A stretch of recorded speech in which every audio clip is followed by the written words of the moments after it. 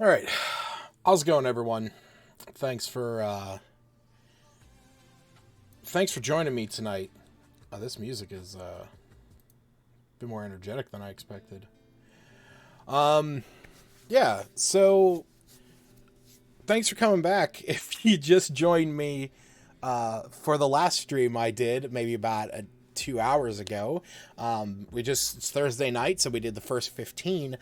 But I have some D&D things that I have to do for my weekend coming up. As some folks might know, that this weekend, the weekends that the pt.5 game goes on, is the same weekend that I run a game at my local library. I've talked about it a number of times. But I have some things that I have to add, and as you can see here up on the screen, we're going to be talking about talents. Now, you might be questioning what talents are. If you haven't seen this, I totally understand. So, the idea behind talents is pretty simple. It's pretty straightforward. But the idea is that... oh, geez. Oh, my phone. Come on, close that out. Close that out. Come on. The idea behind talents in D&D is that they function very similar to feats. But in a way, they are kind of like half feats, if you will. Sorry, I'm trying to get something squared away on one of my other screens. There we go. But talents are kind of like half feats. And I know that I've talked about half feats in my other Lofi D&D streams of being something that gives you like a +1 to an ability score increase and then some kind of thing. And what talents are, though, is they're kind of those two aspects. So if you look on the right-hand side of the screen, you'll see this is a Dungeon Masters Guild website. This is where you can buy. You don't even have to buy. There's a lot of stuff on there for free. But this is where you can get a lot of homebrew, unofficial content. Some of the stuff that is in here is absolutely game-changing, at least in my opinion. I have purchased so many things through here. I get coupons for them occasionally, and I'll jump in and I'll see what I'm looking, see I might find something interesting. But a few years ago, I was introduced to talents, and right here, as you can see on the screen, the Nerd Immersion review of them, that is actually what drove me to it. I still say Ted is one of the best, is, at least in my opinion, the best D&D YouTuber. Number one, top. But what talents are, like I said, they're kind of like half feats. So where you might have an ability, you might get a feat that is, say, well, let's look. Actually, let's pull one up. There's one that I have in mind that we're going to that we're going to reference. So here we go. Elemental Adept. So very a classic feat. So when you have to be able to cast a spell. When you take this, you choose any one of the main 5 types of elements. And in my mind, I always call these the Tiamat damages, because that's kind of what they are. Acid, cold, fire, lightning. Thunder, sorry. Poison is the other one. That's the other Tiamat one. But the way that this works is when you cast a spell of that kind, it allows you to ignore resistances of that. And in addition, you treat all ones as 2s. Now, here in the talents, there's actually an upgrade to that. So we'll go over here. Go over here and we'll type in, we'll do Master. So let me see if it actually might not be in this one. It actually might be... Oh, you know what? It might be in number 2. There we go. Elemental Master. So, the talent here is that as long as you have Elemental Adept, you now get a little bit of a buff to that. You get that when you roll 1s or 2s, you treat them as a 3.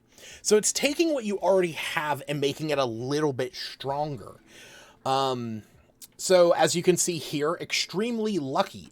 It requires you have the lucky feat already, which, you know, as everyone knows, the lucky feat is one of the more powerful ones, allowing you to roll an additional d20. This just gives you another luck point. So there are tons of talents that are available to players. Some of them are more specific to races and classes. For example, we have Tieflings. We'll look at here. So Infernal Fortitude, you have resistance to poison.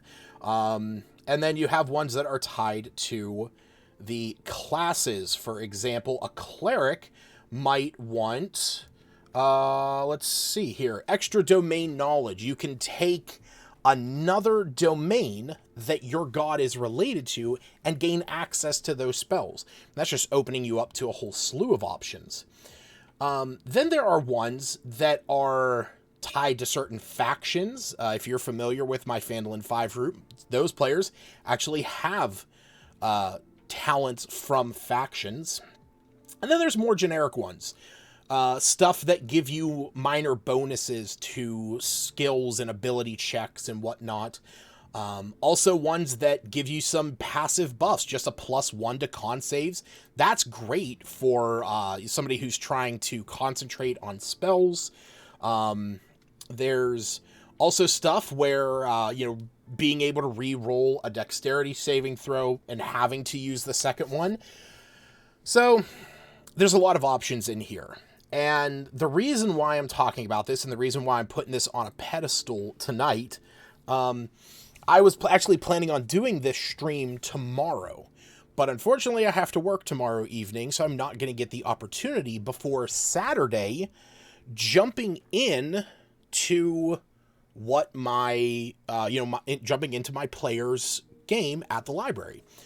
So I want to get it done tonight, and I figured I'd share this opportunity with you guys, talk about some of these talents and some of the things that they can do and what some of my players have chosen, because I'm sure that is something that, a few of you out there might be interested in knowing what, at least in the Phandalin 5 group, what you might see coming up here in the future. So we're going to go ahead and get jumping into the first one. So the first one is going to be for Albina. So our lovely Fire Ganassi War Cleric is going to be taking the talent of Divine Fortune. You make a quick prayer to your deity, asking it to grant you favorable results in your next action. As you can see, it's obviously a prerequisite to be a cleric. And you gain 2 benefits. You have 2 options. When you make an attack action, saving throw, or when you make an attack, saving throw, or ability check, you can choose to give yourself advantage, and you have to make this choice before using it. Now, I know at least in my game, I have that. I use Inspiration as part of the new Unearthed Arcana stuff, the new playtest stuff, where you can... where you can re-roll, and I allow you to re-roll after, and you have to take the second one. This is definitely going to be one that we'll have to stick with what it is. But the second feature there is that you can force a creature, or whenever you force a creature to make a saving throw, you can give them disadvantage.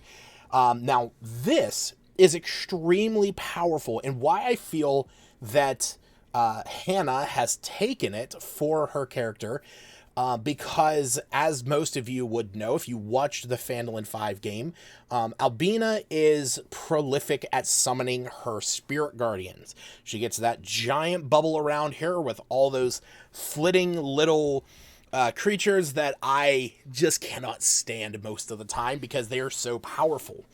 But this, at least once per long rest, she can have a creature get disadvantage on that. Now, that's incredibly powerful because that group is going to eventually be going up against a white dragon very soon. So she could, at one point, impose disadvantage on that thing's saving throw against her spirit guardians in order to try and, make sure and almost guarantee that she is getting that damage into it. So we will go ahead and add this. Now, the way that I personally do talents, I'll pull it up on here, is you can't do talents as like their own thing, but you can do talents listed as a feat and just kind of go from there. Now, funny enough, I actually already have some of the ones that my players are going to be wanting to take, so I'm just going to kind of discuss them when we get to them and continue on from there. So this one, we're going to type in, make sure that we denote it as a talent. This is how I do my talents. But we're going to do talent, Divine Fortune. And luckily, I already have all of this stuff typed out over on another window, so I don't have to sit there and manage the formatting this time. So what we are going to do is we're just going to exclude the prerequisite there. And we are going to do benefit in bold. And we're actually going to do these as bulleted options.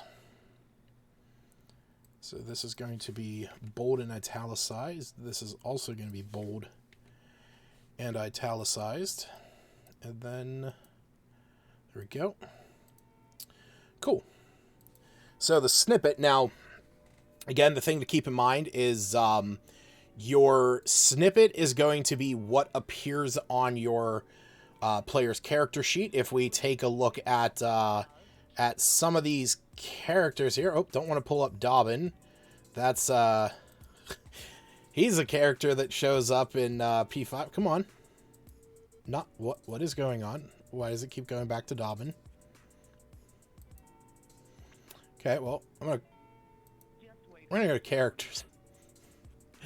Dobbin's actually an NPC in the P5 group. Somebody that I knew I was going to have at least one or maybe two players out when me and you weren't there, when Jared and Aaron weren't able to play with us at one time. I was actually going to have someone jump in as Dobbin, as an NPC. Decided against that, but neither here nor there. So, features and traits down here. Whenever you take a feat, so we're going to give Barry Goodman bountiful luck. He can definitely take that. So this is the snippet. If you're ever actually working in D&D or working on D&D Beyond and you are creating stuff, snippets are what you see on the character sheet. So this is everything that you're going to see, this little part. Now, I generally don't like them to be super wordy, but you want it to have at least something that will stand out and explain what you can do with it. So,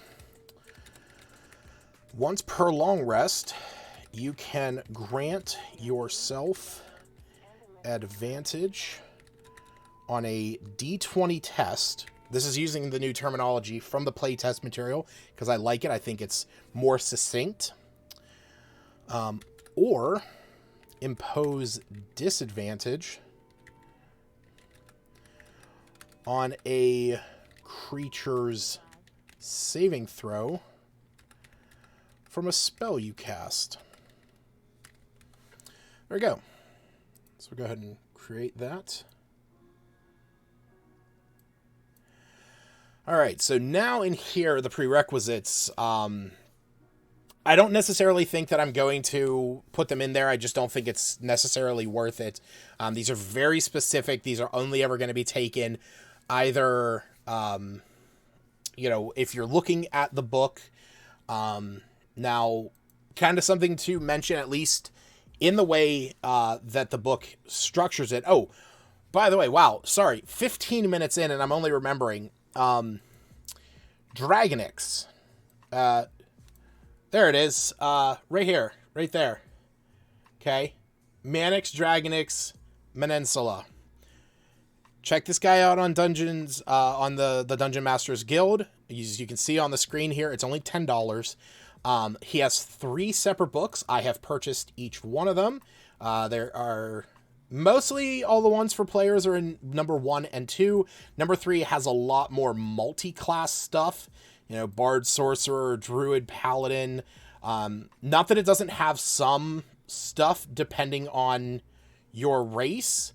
But definitely check this out if you haven't seen this before, if you like this idea.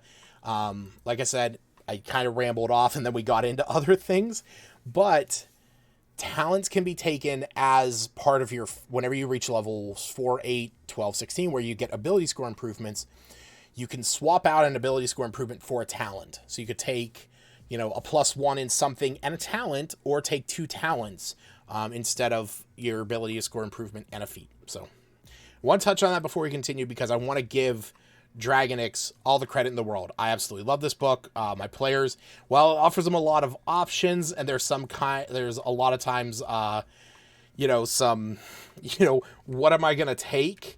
It definitely allows you to flavor things up. Okay.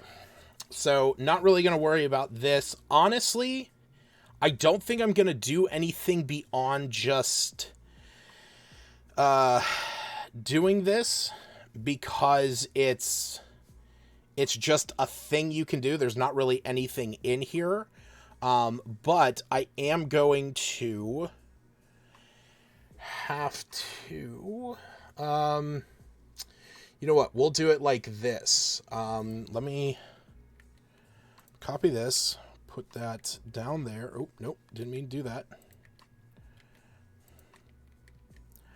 Copy.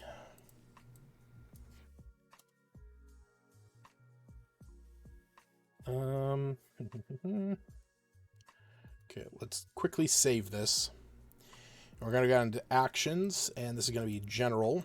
This is going to be Divine Fortune. And the reason why we're doing this is because we need to have a way for this to reset. There's only one use per long rest. Now, this is actually a no action. It's special. It has a special condition that needs to be met, but it's also not a reaction. So we're going to do long rest. And snippet. So we're going to do this.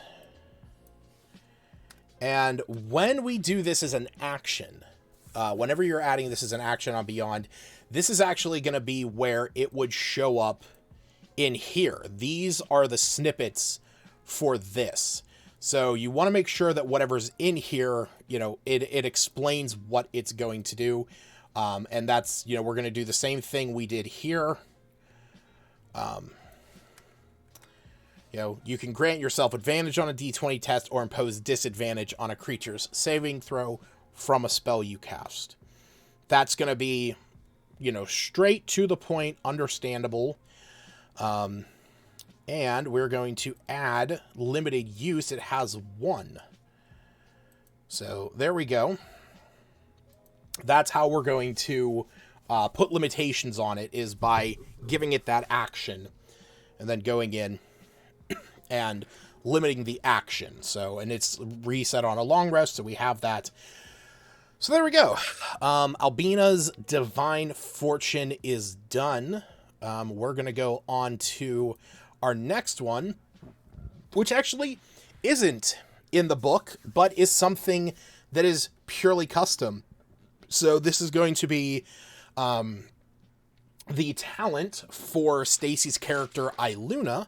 This is a completely homebrewed one that I did, because when Stacy and I were talking about, you know, what talent she was looking at, there was a few things that she had in mind. When she mentioned she wanted something that was more of a reaction, that's something she felt was lacking on her character sheet. And I understand that, you know, it's the ability to act outside of your turn is extremely powerful. And if you have, when you have those options for reactions, it opens up just a slew of different things that you can do. For example, Barry Goodman here, as you can see, I gave him Bountiful Luck. So that is that, as with all halflings, he has the Lucky trait, which allows him, anytime he rolls a 1, he can re-roll that. So Bountiful Luck is when an ally within 30 feet of you rolls a 1, you can give them your Lucky trait. So different things that you can do with reactions, the ability to cast, say, Counterspell as a reaction, the ability to, run up to, a certain distance and get an attack. I think some fighters have that. Acting off of your turn is a great, powerful tool. And so that's what we're going to do. So the talent in mind is going to be called Reactionary Rescue. Now, I know that it has been seen a number of times in the game. Iluna using her rescue spell, as some of you may know, the rescue spell is a homebrew one. Let's see if I can pull it up in here. There we go. So Barry has it, as you can see on the side. You cast forth a chain of magical energy. Did not mean to click that. Let's go back into there. He has it prepared. There we go. You cast forth a chain of magical energy that ensnares a willing allied creature that you can see within 60 feet. The target is pulled to an adjacent square next to you, not triggering opportunity attacks, and it cannot be cast on a level more than 10 feet above you. This was actually brought up last time in our P5 game when the group was trying to rescue the tiny little Bulbasaur that belongs to the NPC Maggie. Now, what Reactionary Rescue is should be self-explanatory. Here it is. Your reflexes around rescuing allies has improved. The benefit there being you can cast rescue as a reaction, so making it quite powerful. And with most other talents, the limitation being that it can be used once per long rest. So there we go. We're going to put this here. We're actually just going to copy and paste this. We're just going to copy and paste the whole benefit because it is as self-explanatory as possible. And then we're going to go down here to action, go to spell, and we're going to change this to Reactionary Rescue. And this is a reaction, obviously. Long rest. Let's save this. I forgot to grab all of this. There we go. Throw that down there. The reason why you want to, if you are editing stuff on Beyond, the reason why you want to put this information in here is so that when somebody is on their character sheet, they can click in here and bring this information up, because otherwise this stuff won't pop up in there. It'll just pop up as a blank screen, and you don't want something like that. You want your players to be able to access it from all the different panels. All right, so there we go, and we'll go back in, throw that limiter on it once, and save. So there we go. Reactionary Rescue, being able to cast it as a reaction. All right, so got that one. That one is done. Now we're going to move on to our next one. This is going to be for our boy me. And this is going to be the talent of Taunt. Now, originally, Jared did come to me saying that there is a feat that we have that is available called Petty. You learn the Vicious Mockery cantrip. Make hasted as a reaction when an enemy within 60 feet of you misses an attack or misses an attack or fails a saving throw. Now, originally, also a +1 to charisma. Now, originally, whenever I brought up all my players were getting talents, he brought up that he wanted petty, and I, first, I was joking like, yeah, that's fine. And then when we sat down and talked about it, kind of gave, I explained to him like, hey, we're not going to do the charisma increase. We're also going to limit it to, once a long rest. So basically you'd learn Vicious Mockery, and you can cast it once as a reaction, and that's about it. So, and he was all right with that for a hot minute, but then he started actually looking through the book and found this beautiful talent, called Taunt. So what this one is there we go. You cause a ruckus or hurl a string of insults at a creature you can see, distracting it and trying to gain its attention. Is that spelled right? Yeah, for some reason it just didn't say it was. So, as bonus action, choose a creature within 30 feet of you that can hear and understand you. That creature makes a wisdom save equal to 8 plus your proficiency modifier plus your charisma modifier or intelligence or wisdom, your choice. And if it fails its saving throw, it gains disadvantage to all attacks not made against you. And the creature continue making saving throws at the end of each of its turns, once per long or short rest. Now with this, this is one of those abilities that when he and I sat down and talked about it, was something that could build up to what would lead to eventually him taking petty.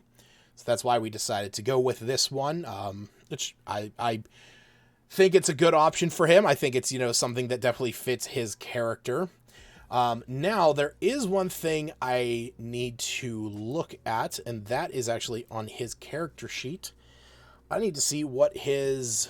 okay, so he's going to be using wisdom for this.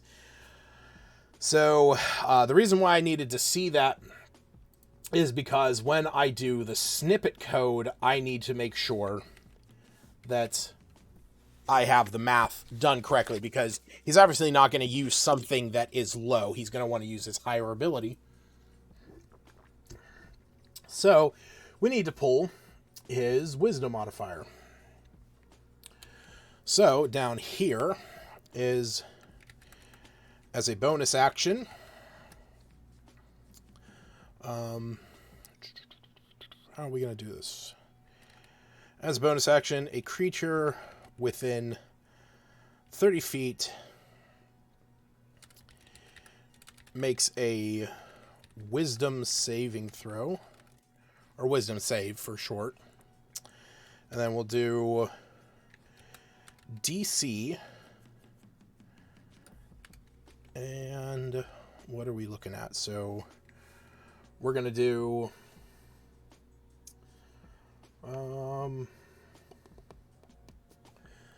so it's going to be 8 plus your proficiency. So proficiency plus modifier is going to be wisdom. And we need this to be #unsigned. If you leave it alone, it will default to whatever it is, plus or minus. You can actually force it to have something as being signed or unsigned, or sorry, being signed. But doing it as #unsigned, when you go in to view that, I'm not really going to have something there. So let's, does Beast Capture, did I ever add it to? Yes. So, okay, here's a great example. Let me just find another one that, okay, perfect. So here we go. So this right here, durable, increase your con score. So this is actually a feat from the game. It's already in there, but you can see it's your con modifier times 2 at a minimum of 2, unsigned. So that means it doesn't have a plus or minus. This one down here, this was before I knew about signed and unsigned. So this one is 1 plus your modifier, your wisdom, at a minimum of 1. And you can see that it has the plus there. Now, if I would go in and change that to hashtag unsigned, it would look like it does up in durable. It would have just no sign. Now, again, there are times where you want it to have that sign. For example, if it was something that imposed a negative modifier, maybe it was a curse or something like that that gave you a negative to some kind of score, you would want to have that displayed. Not only that, but also up in here, these are going to be in the same regard. You know, you can see that it says unsigned, but if it was a negative, you would want to have that displayed. Snippet codes are confusing, but if you actually Google snippet code D&D Beyond, there is a web page that will bring up almost every time at the very top where years ago, like 5 years ago, somebody asked what the snippet codes were, and somebody listed them. And I have it pulled up on another monitor, and I reference it every time that I'm working on homebrew stuff. So it's available. It's out there. As obnoxious as it might be, that is it right there. That is the link to it. I know that's a huge link, but that is actually the code, or that's the website where it's listed to the forums in there, and you can just copy and paste it. That's what I do. Okay, so back to where we were. So again, we want this as a bonus action. A creature within 30 feet makes a wisdom save. DC is 8 plus proficiency plus wisdom modifier unsigned. And, we're going to put this in some parentheses. And a creature within 30 feet makes a wisdom save. DC that.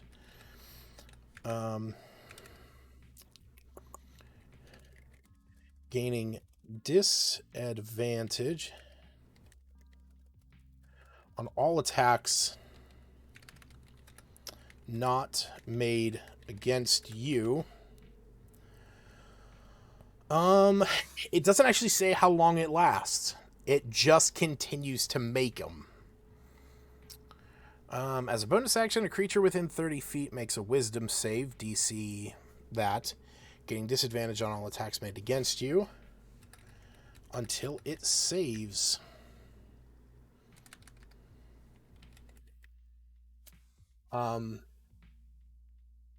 Yeah, this doesn't have a timer. So we're just gonna do that until it saves. There we go. So down here, this is going to be, so again, this is a bonus action, so this is 100% going to be its own thing. It's going to be taunt, not taint, taunt. Activation type bonus action, resets on a short rest. If you ever have anything that resets on a long or short rest, list it as a short rest, because it will recharge itself on the long rest as well. We're going to save that. We're going to go back because I forgot to grab all the details here. So copy, paste, that.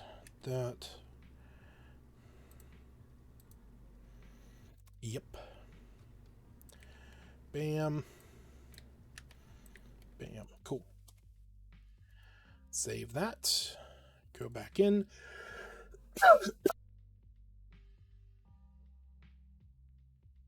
Hey, welcome back, Enforcer. How you doing? I do apologize for not referencing back to your message. Yeah, while you're in here, tell me what happened with those fireworks. Tell me what happened with all the dead commoners. I'm very curious to find out. Have you heard of brown dragons? I can't say I've heard of brown dragons. I can tell you I have heard of I know sand dragons only more because of blue dragons. So in a lot of mythos, the blue dragons will actually live in deserts. So I know that. Um, but I actually don't know about brown dragons. Let me take a look here. Let's go ahead and pop this one up. There we go.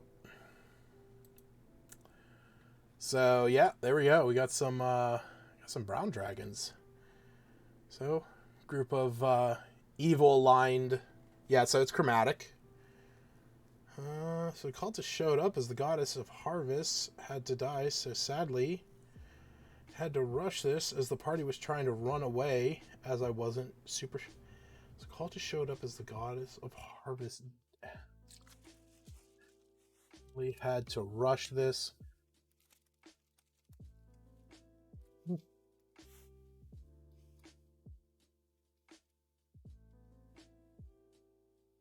Oh, nice. Hey, that works in the party's favor, I guess. If they believe that the cultists did it, well, that works in the party's favor.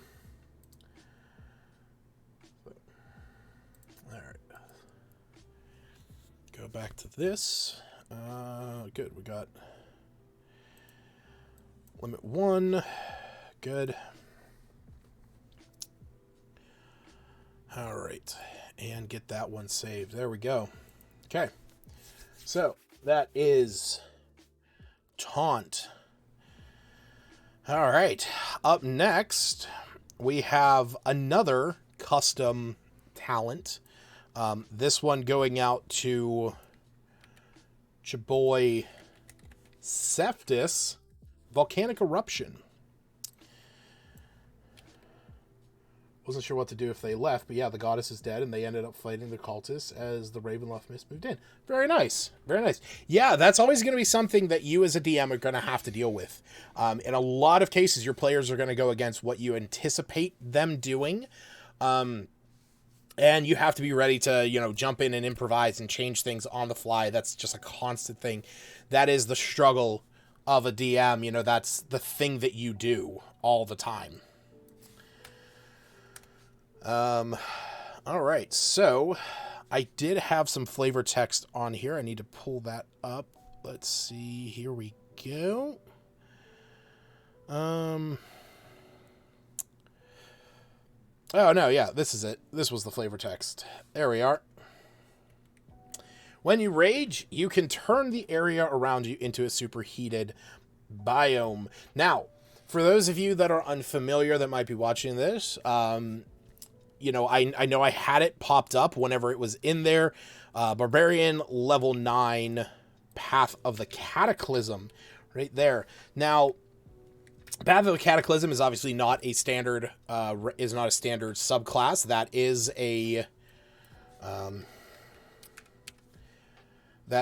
a homebrew one. Now with this one, it is in particular the Volcano, where you create a superheated space around you that deals damage to a lot of creatures around you. It deals just immediate damage. So what this one is going to do is once per long rest, Seftis is going to have the opportunity to have it where during his rage, in that rage, the creatures that are around him are going to take extra damage equal to his proficiency bonus. Now, it's one of those things where maybe he is going out and he's, marching through a dungeon, and not every time he rages, he's going to have to make that choice. Once he gets to the final room, maybe that's the opportunity where he uses this super heats the air around him, charging into enemies. So this is definitely going to be something to look forward to in the games, in the P5 games. So we are going to do this. Creatures that start their turn in your disaster order take... here we go. We need proficiency.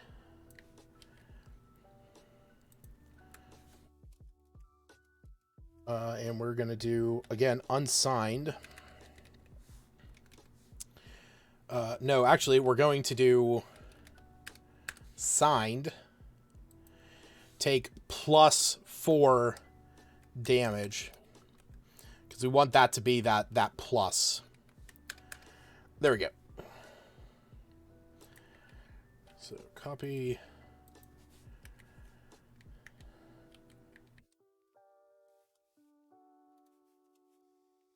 Some of the tourists from the festival got sucked up into the frozen domain, and the session ended with the party sleeping tiny hut as people around 100 or so froze to death.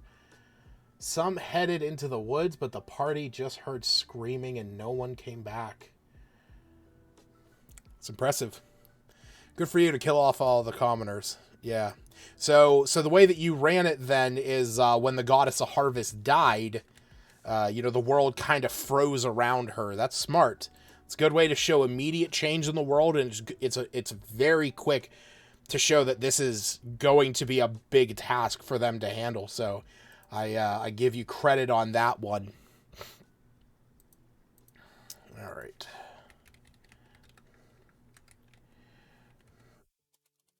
I actually did. I had something similar in a small campaign that I ran for a group. Yeah, the Ravenloft. Yeah, see, if you're throwing in Ravenloft too, I mean, hey, kudos to you for attending that. That's a heavy one. This is no action. This is a long rest. I ran a small campaign for a couple folks where the party was dealing with some undead, and what ultimately was going on in that was that the party was at this town. There was some things going on, some undead unrest and whatnot. I did not. I'm sorry. The dragon professor was receiving a package from the ooze specialist, which happened to be a brown dragon. Though now the egg and party are stuck in Ravenloft, and they don't know it's a dragon egg. Oh, smart. Well, yeah, I mean, it's also up to you if you want that thing to hatch as well. You should do it in the most inopportune time. That's exactly where I recommend doing it. Have the egg hatch, when they're facing off against Strahd or something, or, when in a moment of, when they're in danger, have it be they start hearing this, as bits and pieces of the egg start falling off, and out comes this, visibly visibly confused, and naturally, I depending on how you run it, they are chromatic dragons, which means they are innately evil. So it depends on how you want to play that. Wasn't sure how to get the egg back, as they don't really care the package survived. Well, how the egg and the party are stuck in Ravenloft. To get the egg back, as they don't really care the package survived. So, here's the thing. Yeah, temperature is -10. That's kind of like how Rime of the Frost Maiden is. The thing to keep in mind is that your players, you need to let your players be where the care and focus of the game is. If the players don't care about the egg, you either need to, one, motivate them some way to do so. It's a homebrew domain of dread. Motivate them to get it back, make it some part of a quest line. They need to get it back because of X, Y, and Z. Have it be monetarily valued, put, some kind of price on it. Have it be something where if they get it back, somebody's willing to give them something. Again, that could be money or treasure or whatever. But how you do that is going to depend on exactly, what you want the story to go, if you're having them now in Ravenloft, in a realm where it's already like dark and dreary, spooky Halloween, that's, they're going to have some other problems. They don't know it's an egg, so yeah, you could have it crack. Have it crack open. Legit, I mean, depending on if you want it to continue being an egg for a while, that's one thing. But have it crack. Make them now have to deal with a baby dragon. It's said on the website that brown dragons are an evil-aligned chromatic dragon, but you don't necessarily have to do that. You could have it be that it is the evil influence of its parents or those who raise it. Generally, cultists often raise baby dragons, or, another evil dragon raises them. But have the party determine what it's going to be. Don't make it super powerful. The dragon professor is right, in dragon. Why would she want an evil dragon egg? I haven't figured a reason. Could the egg get corrupted? Okay. Why would a metallic dragon want a chromatic dragon egg? Very simply, keep it out of the hands of of the cult of Tiamat. Right there. I mean, Tiamat is normally associated with black, red, white, blue, and green dragons. The standard 5. So why would she want it back? So it doesn't fall into the wrong hands. She's a professor after all, and you said the last time that she's out there researching monsters. Maybe your professor is trying to prove that it's nurture versus nature when it comes to the alignment of these dragons. Maybe she is trying to get a chromatic dragon egg in order to show that a chromatic dragon, as long as it's raised in love and care and in a non-evil setting, that it could become good, that it could become, something non-evil. Yeah, there's also gray dragons. There's all kinds of dragons, depending on what you want to do. If you are running with 5th edition, though, at least in my own opinion, I would just recommend, I would at least recommend sticking with your basics. If you go to the monster manual, you're going to have your black, blue, red, green, and white. Those are going to be your base chromatics. Then you're going to have brass, bronze, copper, gold, and silver as your metallics. And then from there, there's also, there's amethyst dragons, there's crystal, there's, I think they did like all the gem ones. I think they did emerald and sapphire and topaz. So there's a bunch of different options that you have. Tons, yeah. So again, I would probably say, since you can just look that up. You can very quickly brown dragon 5e. I'm sure that you can find somebody who, there we go. I just found, here you are. Go to that website. There you go. There's a whole stat block for an adult brown dragon. Now, granted, you probably need you'll probably want a brown dragon. But I'm sure that you can find it. Because you're gonna want a dragon wormling. So that's gonna be what you want. But again, look at what the brown dragon has to offer on that stat block there. It looks like it has burrowing, frightful presence. So it does. So it's dealing fire damage on its breath. So my recommendation, go look up the stat block for a red dragon wormling. And from that, just replace its fire breath with Scorching Breath. I mean, they're both pretty much the same thing. They're both the only difference is that red dragons are a dexterity saving throw, and red dragon is dexterity, and it looks like brown dragon is constitution. Wormling isn't strong. No, that's true, but it's also in an egg right now, and it takes many hundreds of years for a dragon to age, unless you have some kind of magic that magically ages them up.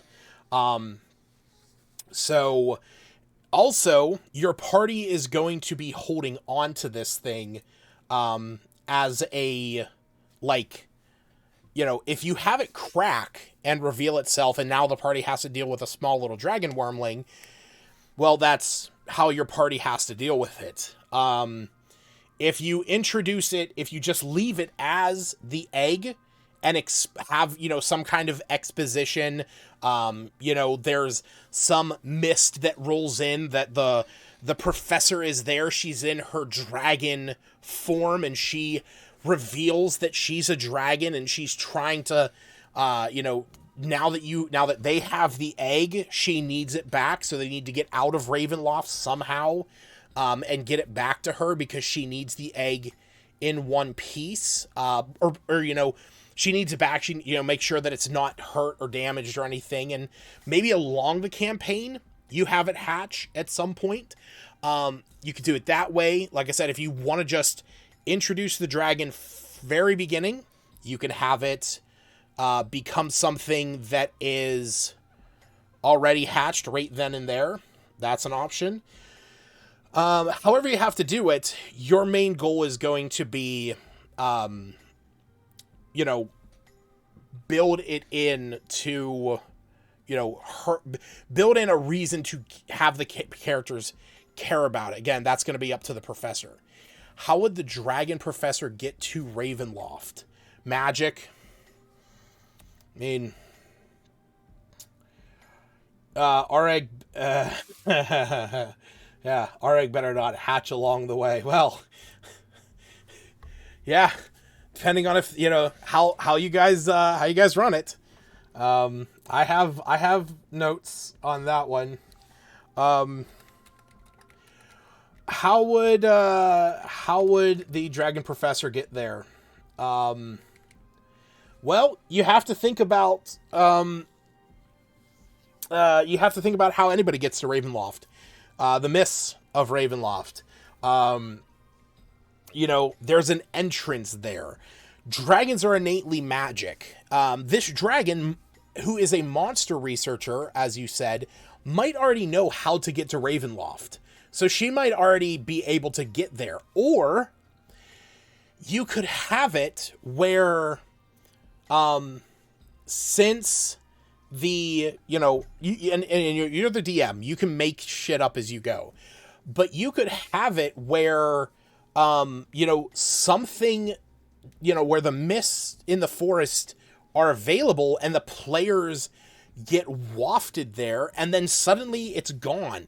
And this dragon professor has to use magic to communicate to the party from across those, planes.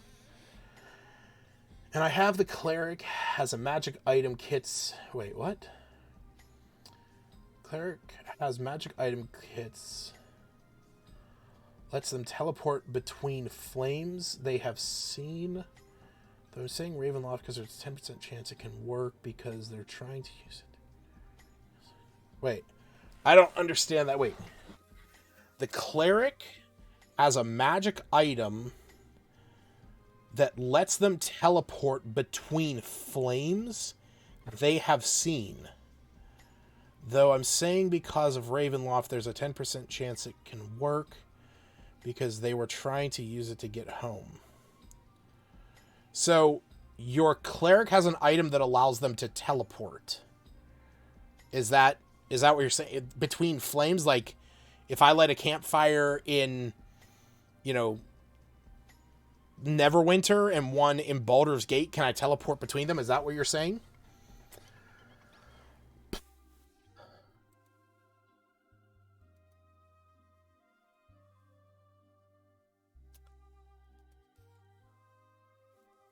So if they make a candle, they can use the fire to make a small door portal.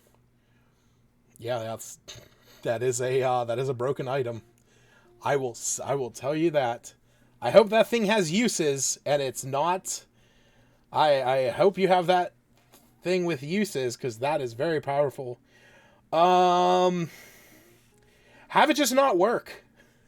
I mean, again, so nullification magic. There is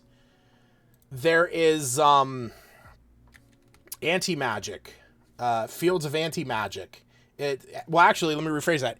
Anti-magic field is an 8th level spell. The school of proficiency per day. Okay, that's not bad. Okay, so here's the thing. Anti-magic field, abjuration magic, the magic that protects and restricts and constrains. Let that be the thing. Let that be the thing. Something has made the mists of Ravenloft disappear. You don't know. I don't know. Your players won't know. When your players get into Ravenloft somehow, have something, as they're going through there and they get there, if they try this thing, if they try to create this portal with this flame, as you light the flames and you use the kit to create this portal, nothing happens.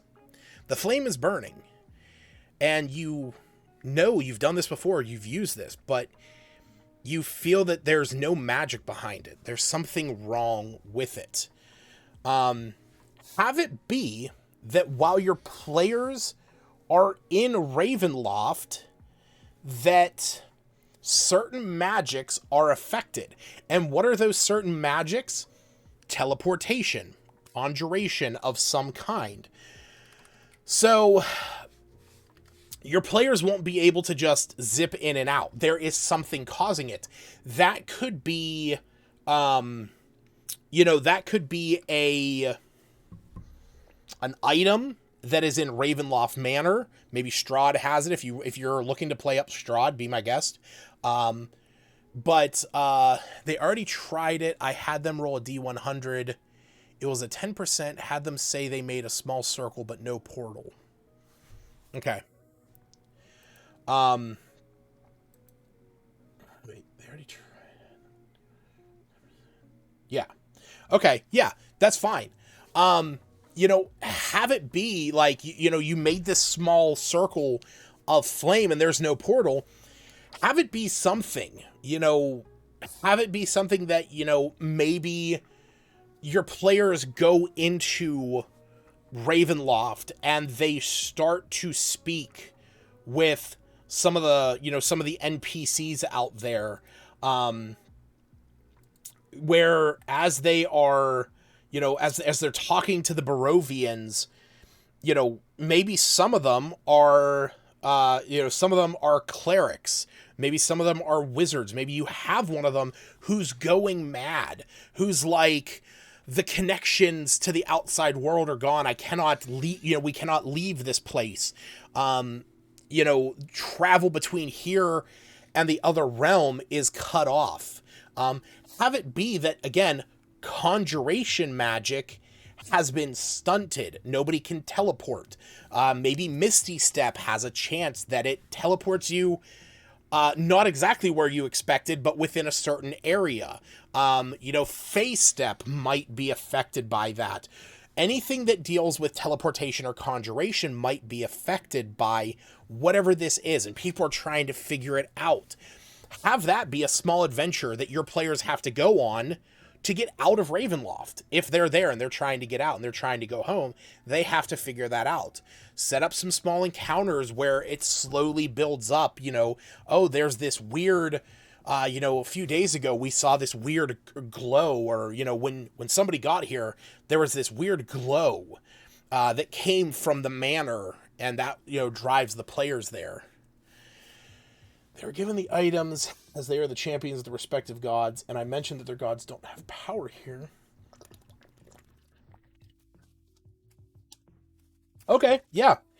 I mean, that's definitely one way to go. Yeah, so I mean, if they're cut off from their gods, maybe just have those items not work. And so then if that's the case, then your players have to go through and find a way back. Maybe there is a high level wizard there that can, you know, get a teleport spell going on. But in order to get the teleport spell, they need to find somebody that can do a whatchamacallit, can do a high level conjuration spell. There's always going to be some way to allow you to play that up. Again, sometimes you do just kind of have to say, like, it is because it is. You can't do it because something is stopping you. And you might not know that point. You might not know why yet. And you have to figure it out later on. And that's fine. Gate is also another very high level spell that teleports. But also another thing about not necessarily having a plan for yourself is that puts the effort into the player's hands. Have your players be the ones to figure it out. I have run scenarios in multiple campaigns where I don't know what the answer is, but I let my players sit there and voice things out until they say something that I'm like, that's smart, and that's what we roll with. And it makes them feel empowered because they came up with the right thing, but on the back burner, you were letting them experiment, you were letting them try.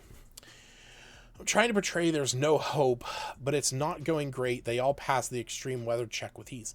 That's fine. Your players are going to beat you. You should want that. Your players are going to you should want your players to succeed. That's the truth. If they pass the extreme weather check with ease, do another one eventually. Make it harder, make the DC a little higher. Make a stronger one. You want your players to succeed. As a DM, your goal is not to make your players miserable. Your goal is to offer your players an opportunity to be champions and heroes in a world that you design. That is your end goal. When I sit down and think of my campaigns and think of my players, I'm going to put challenges in front of my players that are going to challenge them. I want to see them stop and think and look at everything that's going on and use the tools that they have available to them to beat the shit out of the things that I do, because I want to see them succeed. I want them to succeed, but I want to challenge them a bit because it's yeah. And yeah, that's fine. That's understandable. And sometimes, you know what? Sometimes you do have to just throw something hard at them, knock them back a bit. But you have to be prepared for your players figuring out a way to make it easy. That's your player's entire goal. Your player's entire goal is to get to the end as quickly and easily as possible. You want your players are trying to draw a straight line between A and B, and your goal as the DM is to put mirrors in front of them and make them bounce all around. If extreme weather, I gave them potions they haven't used yet. The druid took some lightning crystals and put it on his weapon. Yeah, that's really cool, actually. Yeah, you're going to give your players stuff that they're not going to use. All my players have stuff that they don't use. That's part of being a DM. Especially if you give them a lot of stuff. I try and limit the amount of things, but I try and make the things that I give them very special and very, specific. And very rarely do I just throw in random items here and there, just because I think it kind of dilutes the pool a little bit. Lightning crystals, that's actually a really interesting concept. Huh. I like that idea. Might steal that. Have elemental crystals that you can bind to it, like the rune stones. Yeah, that's a good idea. Thanks for that one. But yeah, if the extreme weather doesn't hit them, Have them do how about the druid? Yeah. Huh. No, yeah, I like that idea. I like the idea of elemental crystals. That's smart. Um I might write that in very soon in one of my games. But if Moonbow, yep, flying carpet was random. Um Yeah, the flying carpet was random. In that adventure, when you guys went to the wizard's tower, um, it it was random, but it also wasn't. Um, if you remember in that, Cephas was enamored with the carpet as you guys walked into the tower, and then there was the moment when you stepped onto the carpet and it exploded in a giant fireball that almost, that almost killed some people. And so when you guys went into the basement, the carpet stood out to Cephas. It was kind of random, but also at the same time it wasn't. The moonbow was obviously made for you. That was made for Iluna. Just like the volcanic greatsword, just like the Tempest's shield. A lot of things are. I like making things for the different characters. And sometimes you find one like the staff of fire that just works for a player. Different types. Earth messes with gravity. Air floats. Void destroys. Yeah, I was gonna say, if you had those crystals, I would probably, I mean, if you build it up within your lore, then that's definitely a great option to have these different things. I mean, I had something very similar in a world I was building, where it wasn't elemental crystals, but there were, it was very similar, but basically, it was the ability to open small portals to planes of like elemental planes of chaos. So if you wanted a weapon that was fire, you embedded into it a portal to the elemental plane of fire, and that would heat it up. The party, yeah, I mean, yeah, if you party discover the lightning ones, yeah, that's a great concept. Have it power things. I think that's a good option if you want to add a little bit of flavor. You could almost have it something where you could slot it on and off. If you find like an ice crystal and a fire crystal, and you're going up to fight against a white dragon or something like that, that it's going to be resistant, if not immune, to cold damage. Or same with a red dragon. If you're going to fight a red dragon, they're immune to fire damage. So if your weapons have fire, you could maybe swap that out for lightning or poison or something. It's a cool concept. I like it. I haven't figured out what to do / allow the fire ones to do. Still new at it. Have have the fire ones give light. Um,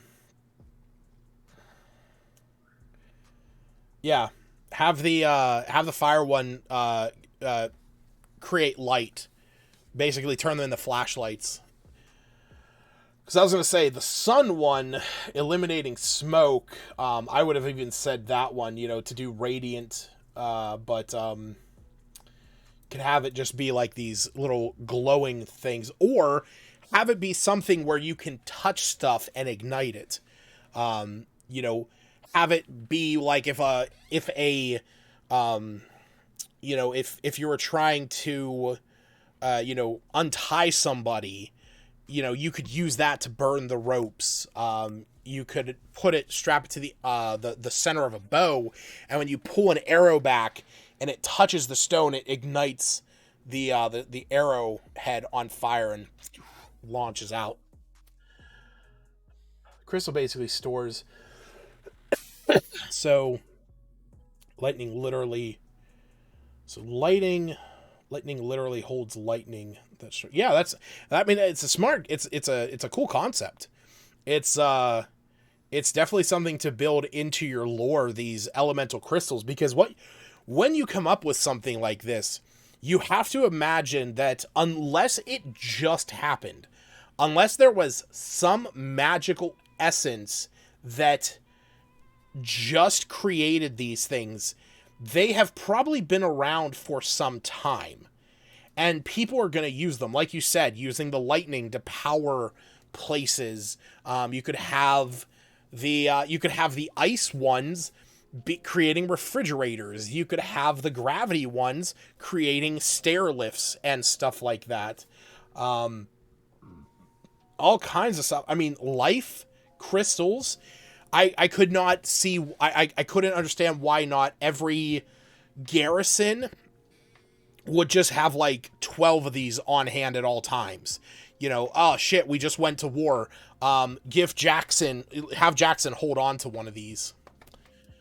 Besides being leftovers, there's that. Another thing that you can do is sit down and draft out a list of what every single one of them is and try and come up with what they all are. You know, have it be where it's, you know, earth, air, water, fire, and then, you know, life in the void, like you said, and lightning. Have each one of them listed out. Then have it be what the damage type is with that. So earth would be bludgeoning. You could have air as slashing. But, you know, obviously cold is going to be cold. Fire is going to be fire. Sun could be radiant. And then from those, build the lore out from that.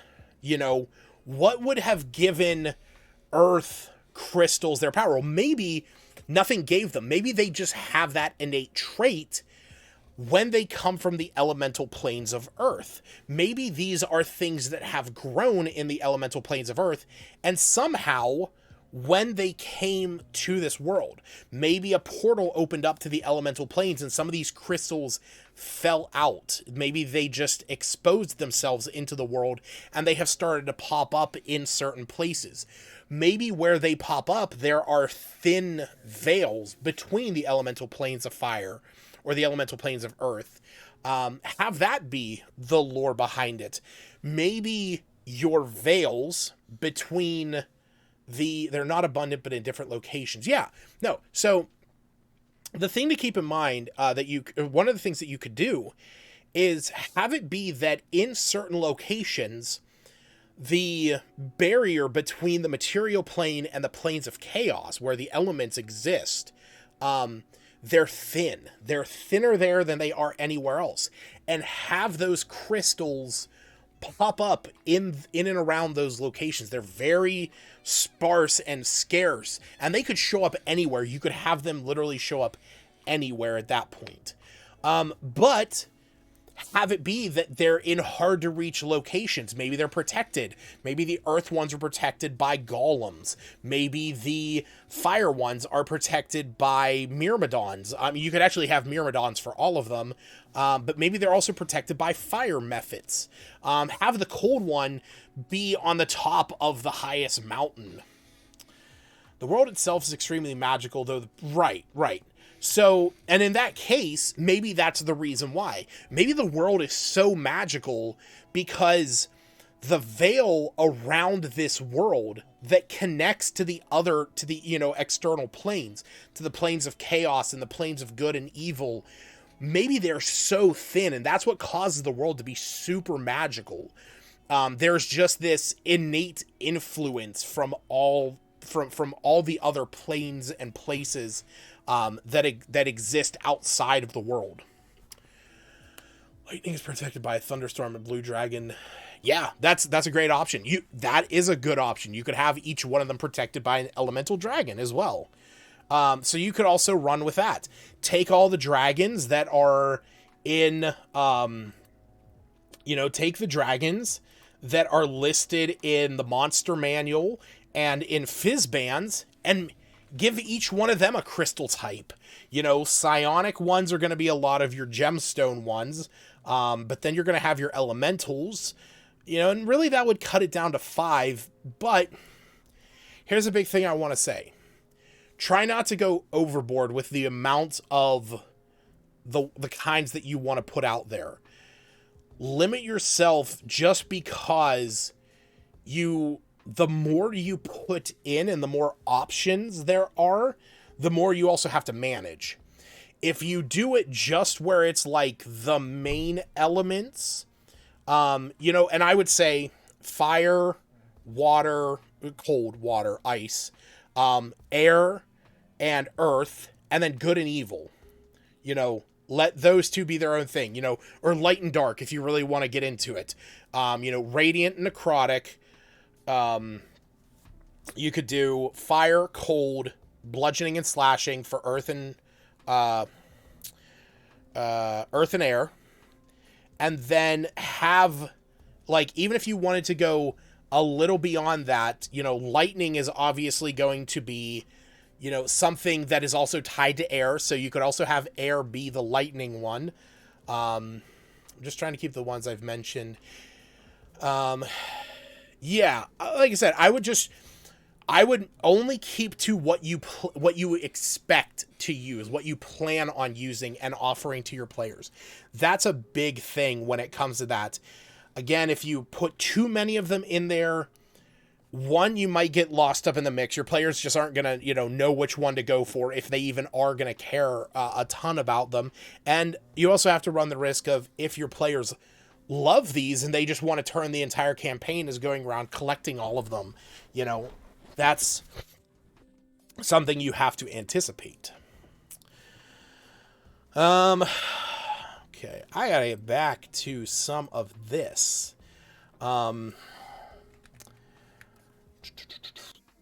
Extra invocation is already, yep, that's basically the same thing as Eldritch Adept. Yeah, so real quick, we're gonna jump back into what we're working on a little bit ago, adding in the rest of these talents, because it's about 1:15, and I don't have all night.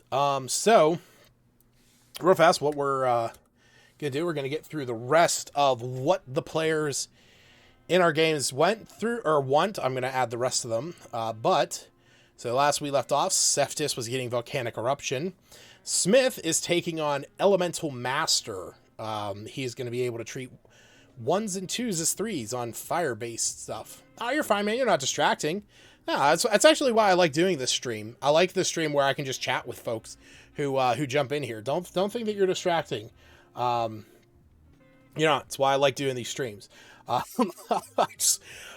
have a problem with getting enraptured into the conversation, so that's on me, man. One of the other kingdoms is on. Yeah, I actually really like that. In one of the campaigns that I was gonna write, I was actually gonna have it where the gnomes were in flying cities, and the way that they flew was they opened up portals to the elemental planes of air that shot them up. That's actually how they stayed aloft. All right, so like I said, Smith is going to take Elemental Master, and you is going to get an extra invocation. We already have those, so now we need to move on to the Pen Hills heroes, the Golden Showers is what they're called. But the first one, Alwyn, he's going to be taking Multitasker.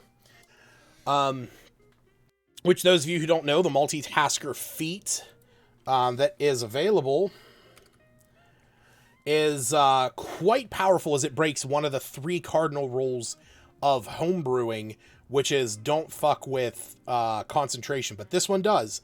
This one allows you to concentrate on 2 spells. It just imposes disadvantage on your Constitution checks to maintain concentration, and casting a 3rd spell requires you to break one of them.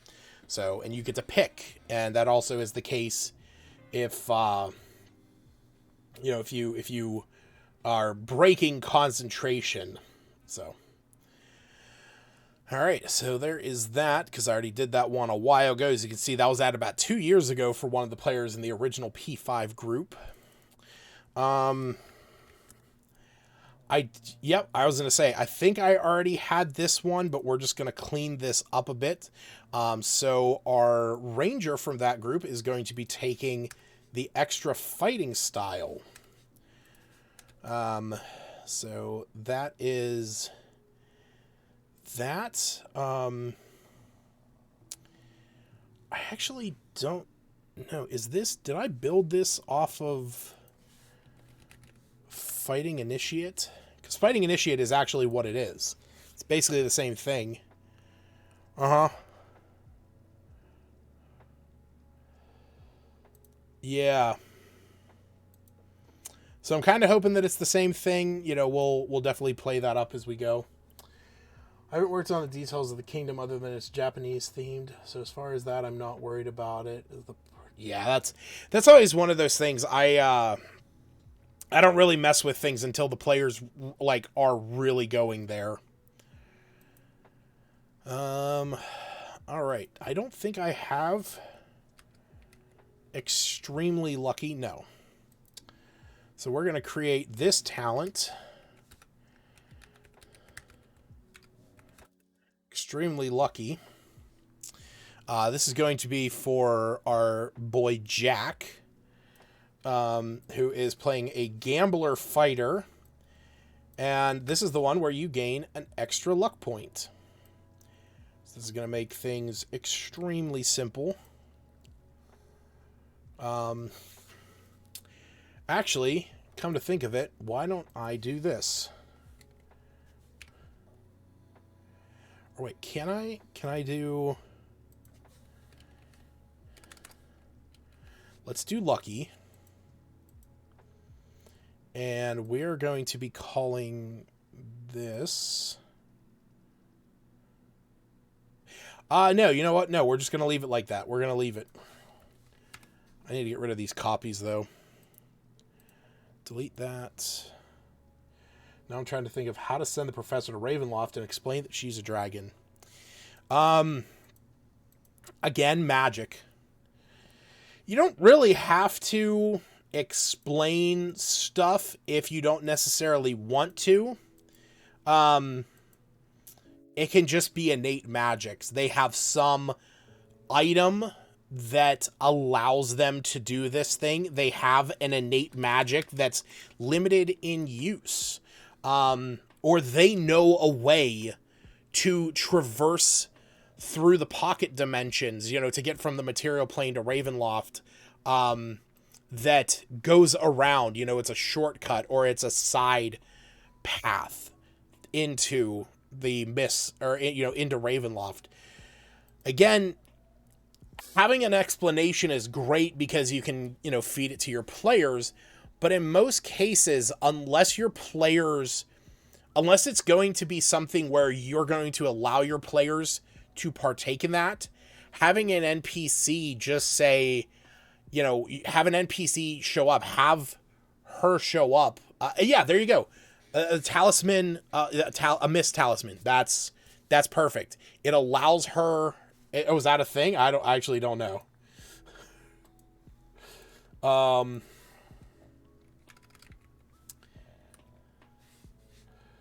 That must be something that is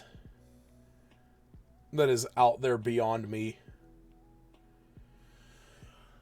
How would they know the players?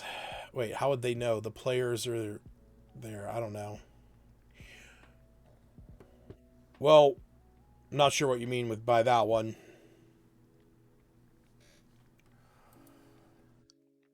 Right. We got 2 more to do. Talent. Gouge.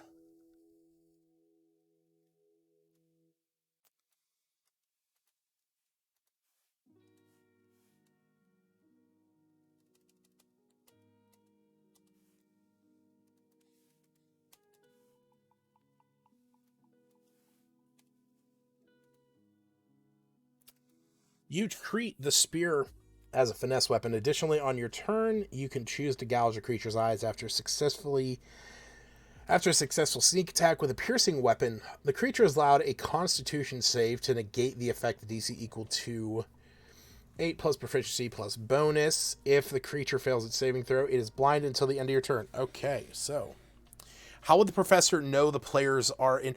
Well, I mean, so divination magic, scrying. The scrying spell allows them to see them, as long as I even think that it. Let me see here. So yeah, I mean, it's still the same plane of existence, but it's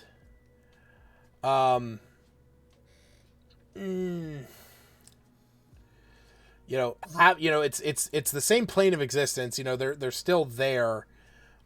Technically, they're just in the mists. So have it be scrying. Some kind of divination magic. That's a big thing. Is divination magic is the magic that reveals information. She's an ancient silver. Wouldn't that she doesn't trust them if she's... Wouldn't that show she doesn't trust them if she's watching them all? Well, no, because she can't watch them all the time.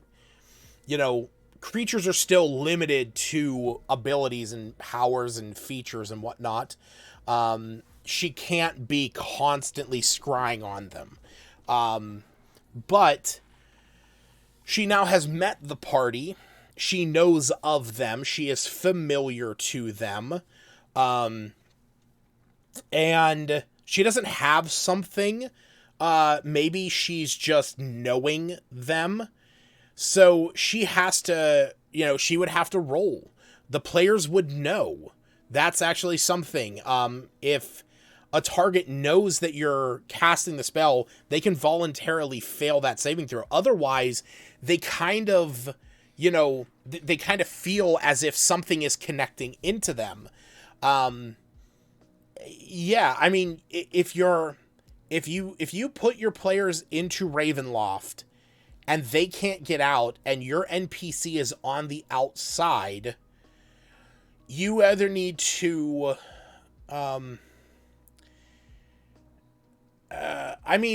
Scout's tracking.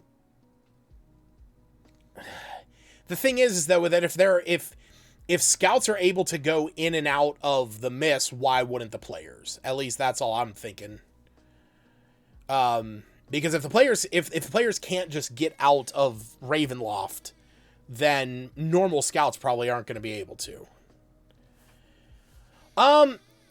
Again, you can lift that it is a different plane. You can have it exist on the same plane of existence, but that it's, like a bag of holding goes to a demi-plane. It still exists on the same plane of existence. When you go in there, you're still technically in the same plane of existence. Kind of the same with the mists, if you will. Again, you can also just change things. You're the DM. You have that luxury. Once per long rest, you can attempt to blind a creature after a successful sneak attack.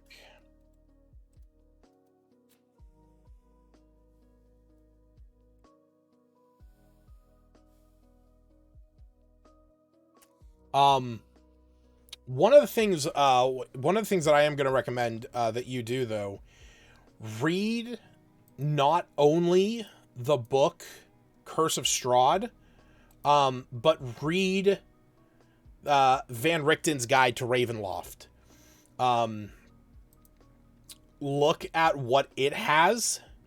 There is domains in there's all the different domains in there. There is Barovia, Yeah, so here we go. Barovia, Blutspur, Borka, the Carnival Darkton. I mean, there's all kinds, and they all have their own, they all have their own lords. So, that's you, and you can create your own. There is a entire section in there of creating your own domain.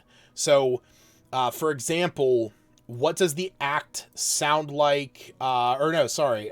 Here we go. Yeah, no, you pretty much have. But like there in Van Richten's Guide to Ravenloft, there is an entire section about creating your own domain. So maybe take some time before your next session and read through that.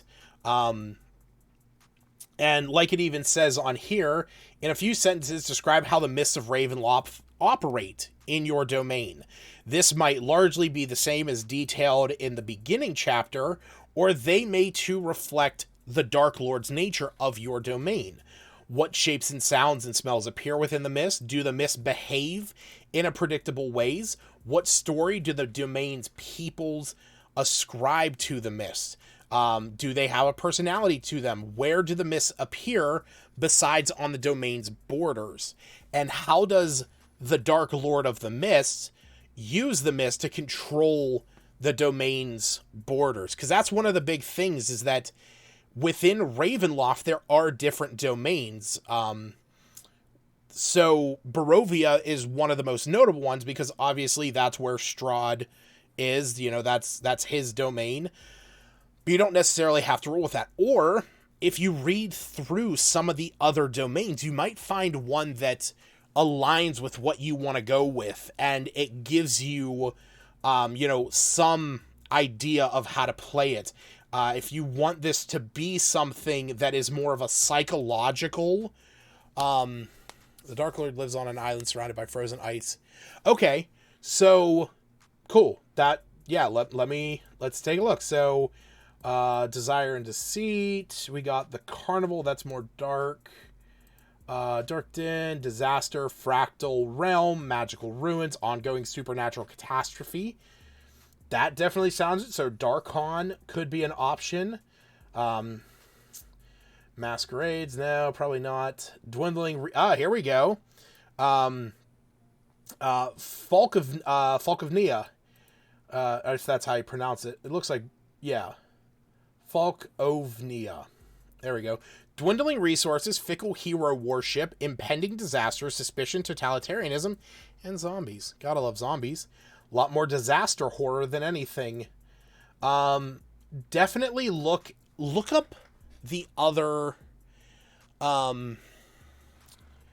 Look up the existing domains. See how they are structured. And then from there, start to draft yours out. And something that I will maybe recommend is talk to your players.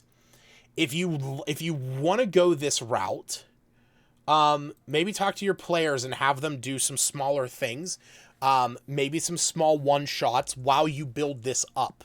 If it takes you a little bit of time to get things together like that,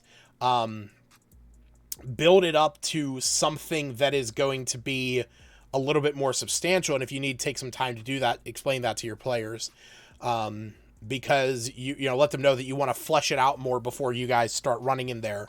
But look up the Guide to Ravenloft. That's going to be your best resource, especially if you have your own domain and you have your own Dark Lord. There is literally the first, second, and third section is creating your own Dark Lord and creating your own domain, which you've already done. Sounds like the brunt work of it. You already have an idea behind what you want it to be.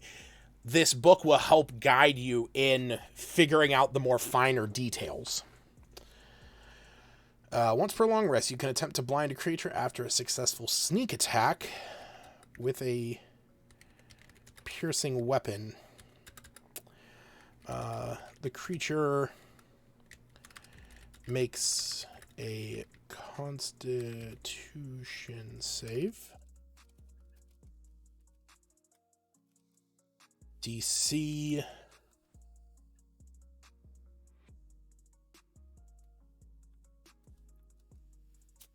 is going to be 8 plus proficiency plus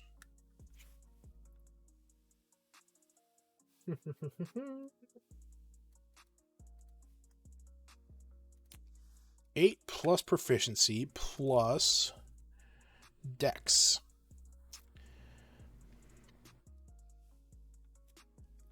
Cool. The creature makes a wisdom save, DC that. On a failure,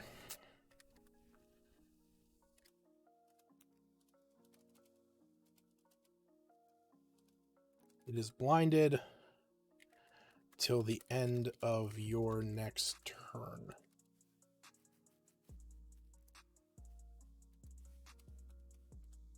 Cool. Copy that. Paste. Copy all. Control. Save. Actions. Wait, was this in here? Come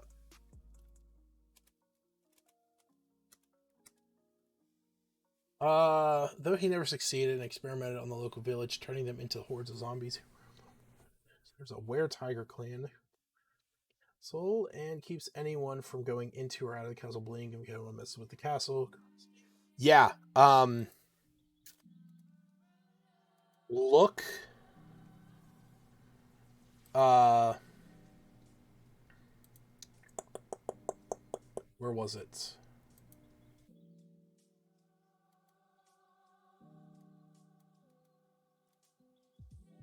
Look up this domain. This domain already sounds kind of like what you're doing.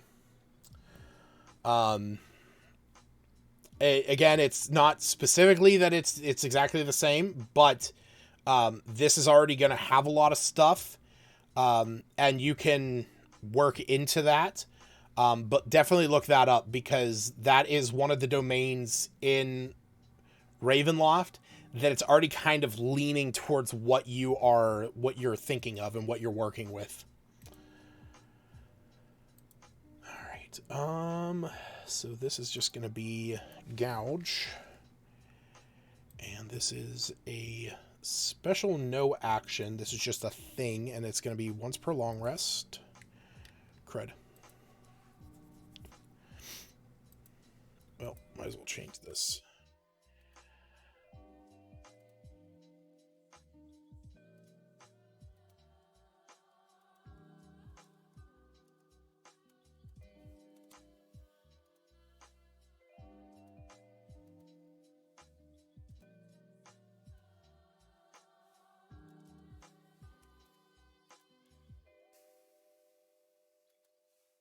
I think I'd be using, whatever you say, but wanted to curse a player. Dude, clerics are a pain to plan around. Absolutely. I 100% stand by that. Cleric is the one class that most people think that clerics are just these, heal bots. That's all they're good for. Life cleric is the only cleric. I have a war cleric in P5 who is a summoner cleric. She has a dancing rapier. She has the ability to summon crocodiles. She has spiritual weapon, and she has spirit guardians, as well as guardian of faith. She could literally stand in one place and have 3 things at range around her that can deal damage. I'm not saying that I'm not saying that she could, because a lot of them are all bonus actions, but if she had spirit guardians on, she then creates a giant bubble around her 15 feet wide that deals damage to all creatures, that enter her aura for the first time on a turn and start their turn there. So it's one of those things where clerics are just a pain in the ass to deal with. They can heal. They have access to crazy spells depending on their domain. Their abilities are nuts. And they also have access to, yeah, I was just about to say, they have access to all the healing spells, but they also get command. They also get remove curse. They have, depending on the domain, dispel magic and counterspell. It's ridiculous what they can do. To this day, I still haven't figured out how to deal with clerics, but that's the thing we deal with as DMs. How do I make zombies to compete with a cleric? Well, you don't. Use stronger... you can do that. I have had zombies explode in the past. That is... I don't know what a Grace Cleric is. Honestly, I can't say I've ever heard of... Oh, Grave Cleric. Yeah. So... Grave clerics are grave clerics are very powerful. The fact that they can heal things, the fact that they can heal things a lot more, the fact that they just are just aware and just know where the undead are.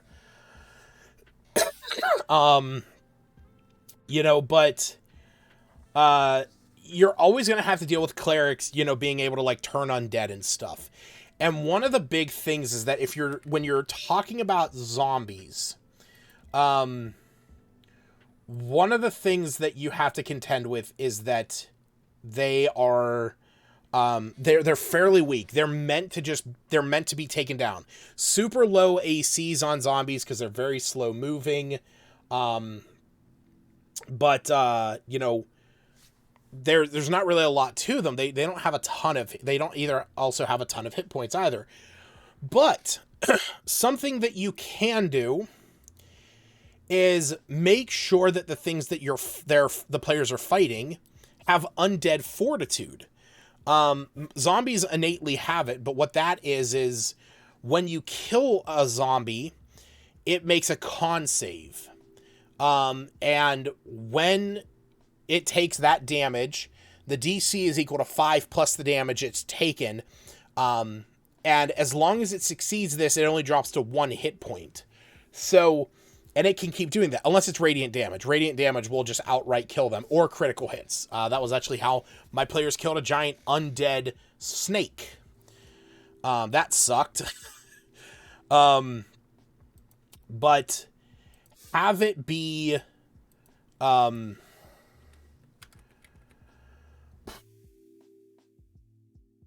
elemental zombies. So, something that you can do is you can have zombies that explode. Have them seem bulbous and kind of waddle towards them. And any creature within 5 feet of them that whenever they die, this explodes and sprays out necrotic spew onto them. Something that is just going to be this grotesque, horrific, this grotesque, horrific, moment when your players suddenly realize that the things that they're fighting, they can't be within range of. And then, your players will quickly realize that and they'll back up, and now they're just going to blow the things up from a distance. And that's fine. Yeah. Do pinata zombies. Sounds great. I'm all for that. Alright, there we go. Breath weapon. Yeah, definitely, they're gonna know it. The first time that your players do it, they're gonna have it there. Oh, we didn't name this talent. There we go.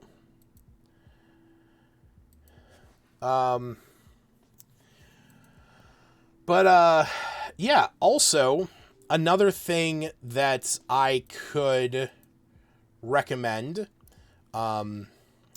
Give me a second. Now that I finished adding all these things that I need, I'm going to close out these windows real fast. And we're going to jump over to another window that I have open here.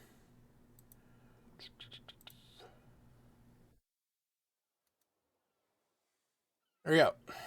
All right, so something that you can do if you take a look at the page here, what you could do with this is have it be something where you go in and up the challenge rating of them. It's not going to raise their AC. Their AC is going to probably be fairly static, but it's going to raise their damage. 66 plus 2 is a lot more scary than your standard, quarter rating zombie. That's a big thing that you can do. Increase the CR, raise their damage, raise their hit points as well. Also, it's going to raise some of their abilities. As you can see here, as we raise up this challenge rating, their dex and their strength has risen a good bit. So do something like that. You don't necessarily have to dig into more powerful things. There are different kinds of zombies, as you can see. You have ones that are, more powerful. Strahd zombie. There you go. Ogre zombie, if you want something that's a lot more powerful, just baseline. If we go over here, let's switch this up to undead and filter this by CR. Right here we have a ton of different options for higher CR things. Zombie plague spreader. There we go. Undead fortitude, like I said, make it something that is going to not immediately die. Any creature that starts its turn within 10 feet must make a con save, otherwise it's poisoned and can't regain hit points till the end of its next turn. And that it can exude this virulent miasma in a 30-foot radius. I have a barbarian to deal with as well. Bro, tell me about it. I know. I do too. I have a barbarian that I have to manage. I have a cleric. Here, I'll show you what my what my parties look like in my 3 campaigns. And this will give you an idea of kind of the stuff that I have to, plan for and manage.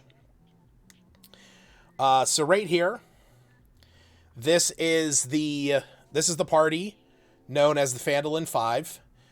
We have Albina. She is a Fire Ganassi war cleric.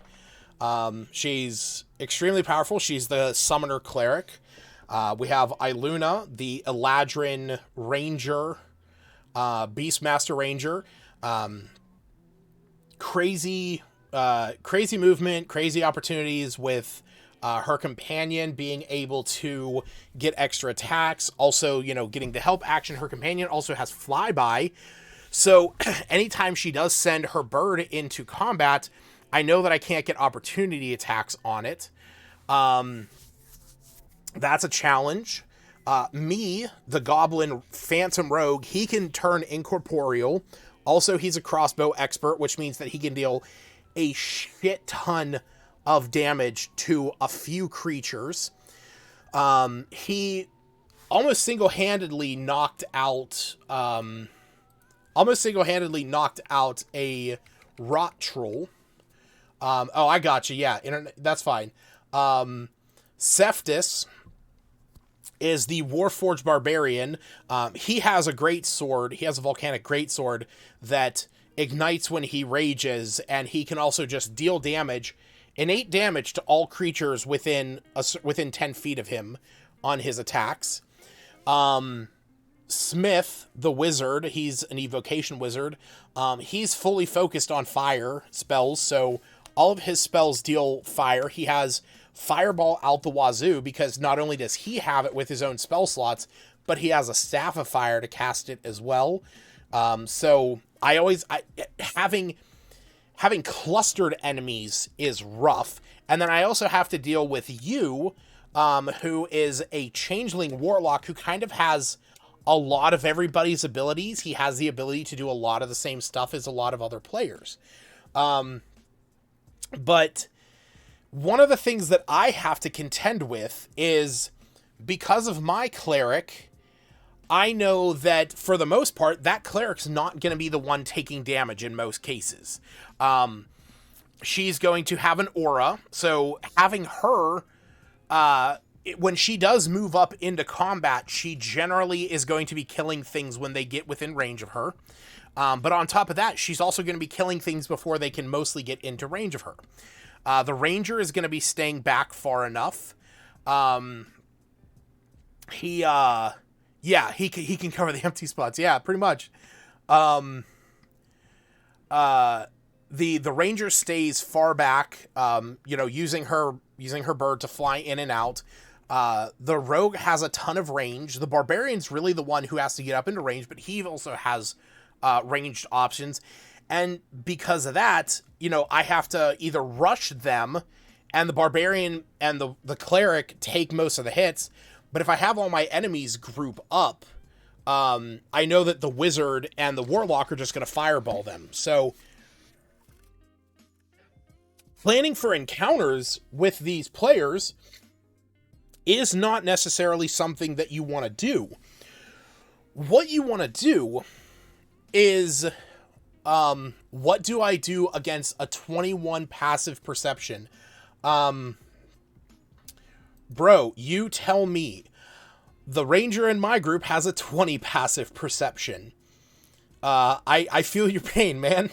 If your players make a very high wisdom character, you're gonna deal with that. How do you deal with it? How you deal with it is you let your high passive perception character feel amazing because they have a high passive perception. Make it that they're the only... Yeah, your bard sees it. Your bard is constantly on the lookout. Have it be something that only they notice things. You notice this about the environment. You notice this about the room that you're in. Have it be something where...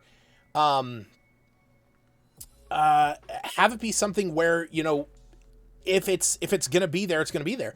Now, you can also make things harder to see.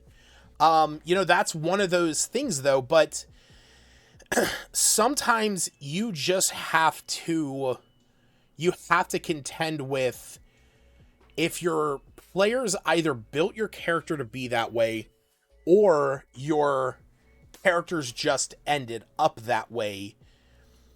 Sometimes you just have to roll with those punches. In my games, I play with a house rule, where when it comes to perception, investigation, or insight, if a player rolls for one of those checks and they roll below their passive score, I allow them to take their passive score instead. So if my ranger rolls below a 20, she can just take a 20. If the wizard rolls below a 15, they can just take a 15.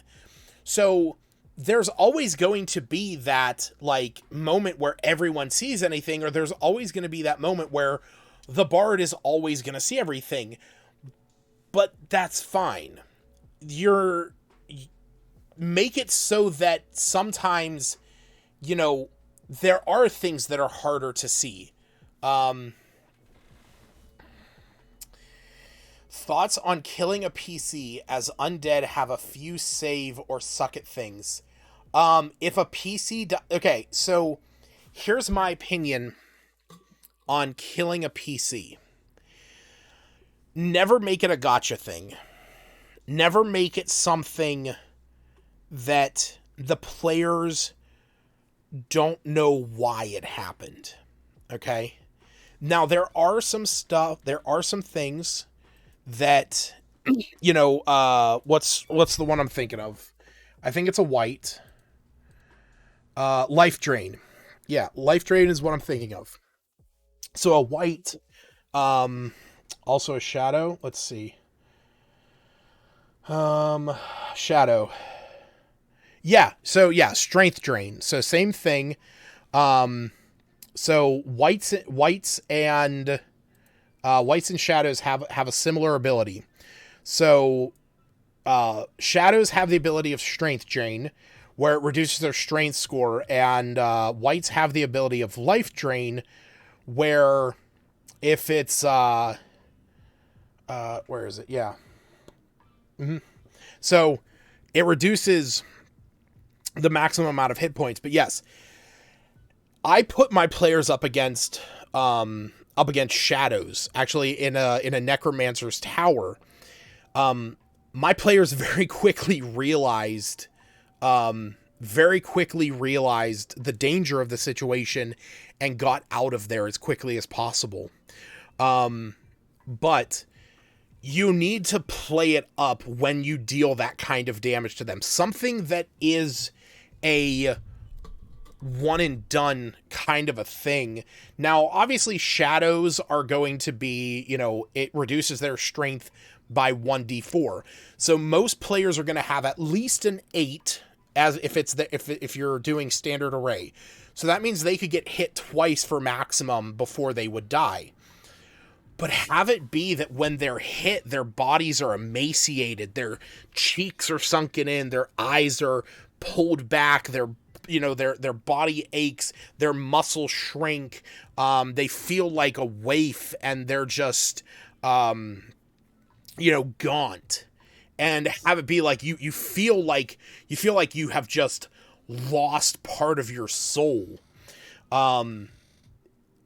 Play it up so that your players are suddenly like, oh my god, what just happened to him?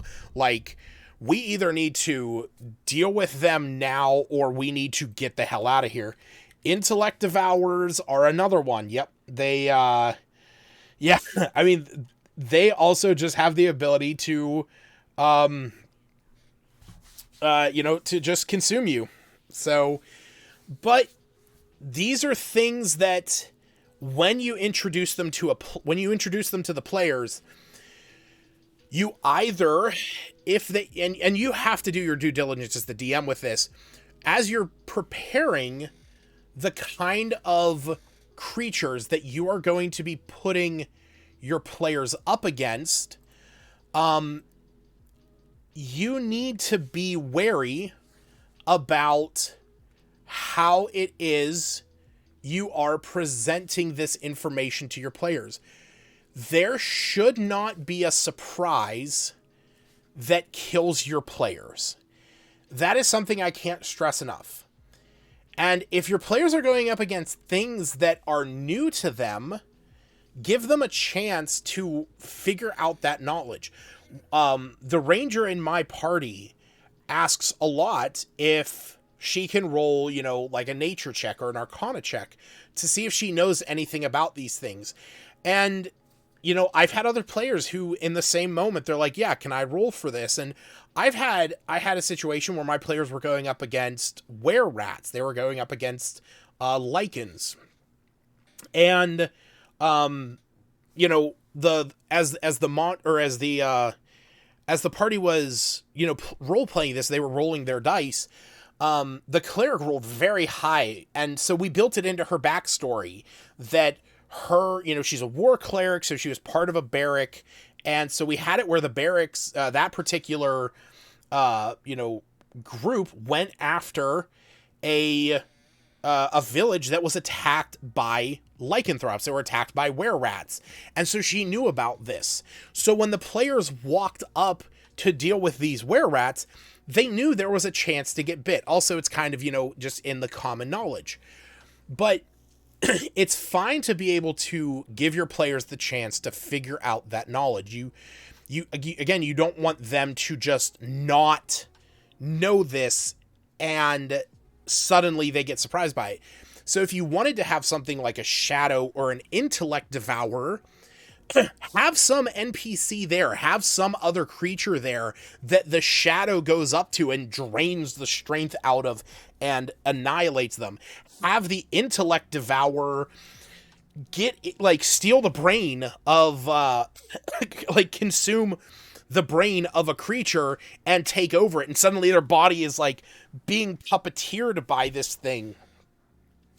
Have that be a thing. There is a spell that's incredibly powerful. It's a ninth level spell called Power Word Kill that is it requires no saving throw or anything like that. It's a simple action. It's verbal only. And as long as a creature has 100 hit points or less, when you utter this word, they die. That's it. I would never, use that spell without my players knowing that that spell is a thing. And how would I have it? I'd have an NPC. I'd have whoever this was that was using it, use it on someone else, and let the players watch. Whether they're from afar and they're watching it, in stealth, or whether they do it to an NPC that's traveling with the party. I would never want to introduce that spell without the players already knowing that it's a thing, because to just suddenly have, the cleric in the group, the big bad looks at them and just says, die, and then all of a sudden the cleric who has less than 100 hit points just falls over dead, that's kind of bullshit. Now, granted, you could play it up where, hey, you can come back to life, but you should at least give them some preemptive information. How do I get them to roll without telling them that they can roll to know about it, but sometimes don't really... What? How do I get them to roll without telling them that they can roll to know about it? Sometimes they don't really do that. So you're asking how do you just straight up tell them. I mean, just be clear. Honestly, that's actually something that I would recommend. Have it be where you explain to your characters. They don't ask to roll for knowledge. Introduce somebody in the party.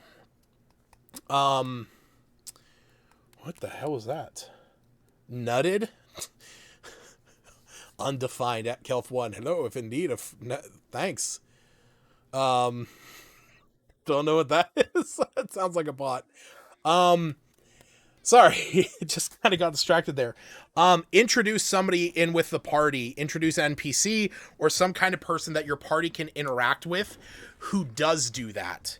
Have it be a monster hunter or something like that, where when the party rolls up to some creature that the party knows nothing about, have this person say, like, be the NPC in that moment and be like, I think I know what these things are. And then, like, you see them thinking, and then roll a nature check on yourself, and whatever it rolls, have that be what the players would have gotten.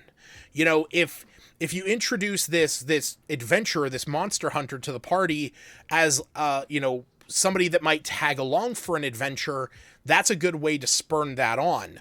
Have it be something where they're like, yeah, and let them see that you're rolling, be like, okay, Asdalor is going to roll for history, and then you roll like a 14, and you're just like, okay, Asdalor looks and like, yeah, I've dealt with these things before. Just be careful of their gaze. It can petrify you. Maybe you're talking about cockatrices or something like that. Because a cockatrice, or no, not their gaze. What am I thinking of? I'm not thinking of bullets. What am I thinking of? Is it bullet? No. I can't think of what petrifies now. Basilisk. That's what I'm thinking of. There we go. Yeah, basilisk with petrifying gaze. So yeah. And yeah, have it be something that if they're going up against a shadow, Have it be where, the players walk into a room, they have somebody with them, and then all of a sudden that NPC, a shadow, comes moving down from the wall, sucks the strength out of them, and kill that NPC right then and there, or drop them. Maybe this NPC only had, 8 hit point or 8 strength, and so because they're now down to a 4, have it be where they fall to the ground, they look emaciated and gaunt, and now the players are on their toes, like, oh my god, this thing just sucked the life out of him. They might not know the truth, they might not know that it reduces your strength by that amount, but you can at least you can let your players play it up how they want. When I introduced shadows to my group, the 2 players who dealt with them were up by themselves in another room. Well, the one definitely took the feeling of him losing some points of strength. It was a druid, and he was, he was very weak at that point. But the barbarian who had it, he felt that his natural strength, this Warforged felt that his natural strength had gone, but he had actually had gauntlets of ogre power, which make his strength a 19. So I played it up where he felt the gauntlets taking on more of a challenge. They were taking on more of an effort to keep him standing and up. Yeah. The shadow flies down from the wall. You see a dark mass moving. It goes up to Dave, shoves a silly straw into his back, and sucks out his bone marrow. Play that one up for your party. Sure, they'll be very upset whenever you explain it that you turned Dave into a juice box.